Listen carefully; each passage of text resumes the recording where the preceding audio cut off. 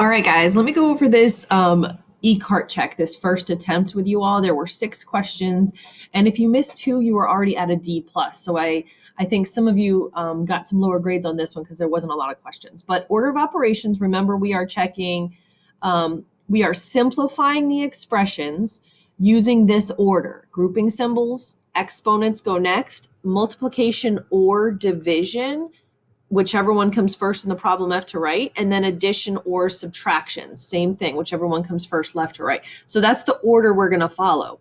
Grouping symbols include a bunch of things, not just parentheses, and that's why we changed PEMDAS to GEMDAS, because grouping symbols include parentheses and brackets and square root symbols and a fraction bar, because whatever's on the top is grouped and whatever's on the bottom is grouped. And that's the only grouping symbol in this problem, this -4r times r divided by 2. So I'm going to put in the 3, -4 times 3 divided by 2 minus 3 times 3 plus 5. Remember, whenever you substitute, if you put it around parentheses, guys, it'll help you see that it's multiplication and what that number is doing, especially when we get to negatives, okay? So I'm going to get rid of, I have to do grouping symbols first, which is this, this fraction over here. So I'm going to do the top, and basically the top is grouped together and the bottom is grouped together. So I'm going to do -4 times 3, which is -12, and -12 divided by 2, which is -6. And I'm going to copy down the whole rest of my problem because I only want to do one step at a time. Technically, I kind of did 2 steps at a time here, but I knew I had to complete this whole thing first. Okay, and remember, fraction bar means divide. All right, now I have subtraction in this problem, -6 minus 3 times 3 plus 5. I'm going to do this 3 times 3. And 3 times 3 is 9, but there was a minus sign in front of it, then the -6, and then plus 5. And now I have subtraction and addition, -6 minus 9 plus 5. That's right here. And we're going to do whichever one comes first in the problem.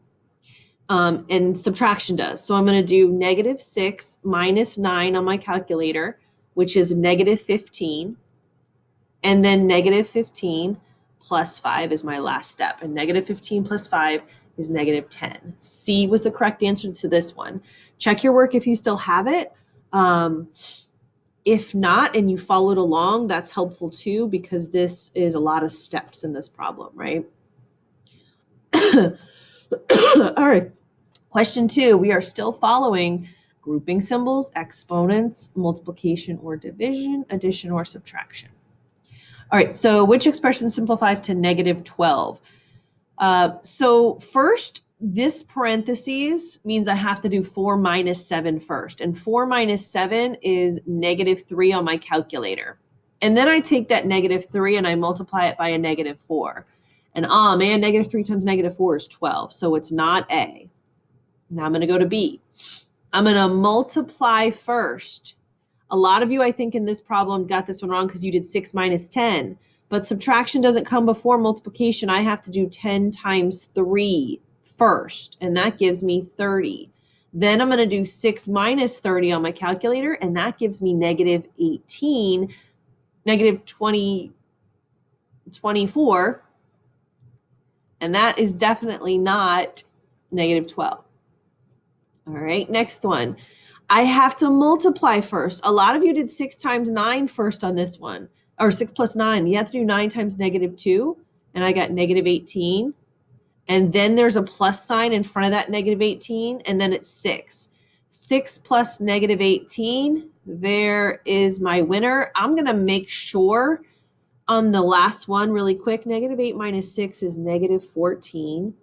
-14 times 6 is going to be some number way bigger than -12. Remember multiplication before addition, multiplication before subtraction. That was the biggest mistake I think you guys made in this one. All right, question number 3, I need to plug in a negative number. This is already harder because of that negative. So use the parentheses. So 6 times -2 divided by 2, and then there's a plus 3 after it. So remember, grouping symbols is the fraction bar kind of groups this top together. So I got to do this first. and that gives me a negative 12. And then I'm going to copy down the rest. And I still have to get rid of that fraction bar and do the division first before I do the plus 3. And that's my last step. Negative 6 plus 3, negative 3. All right, question number 4. So I'm going to plug in 3 for the A minus 7 times negative 4 for the B. Okay, the negatives here, I think, is the only thing that could get you tripped up, right? So we're going to multiply first. I'm going to multiply these two first because they come first in the problem. And then I'm going to copy down. And now I have to multiply 7 times negative 4. When I multiply 7 times negative 4, I get a negative 28 on my calculator. But there's also a negative in front of whatever answer I get when I do 7 times negative 4. So this one has the 2 negatives.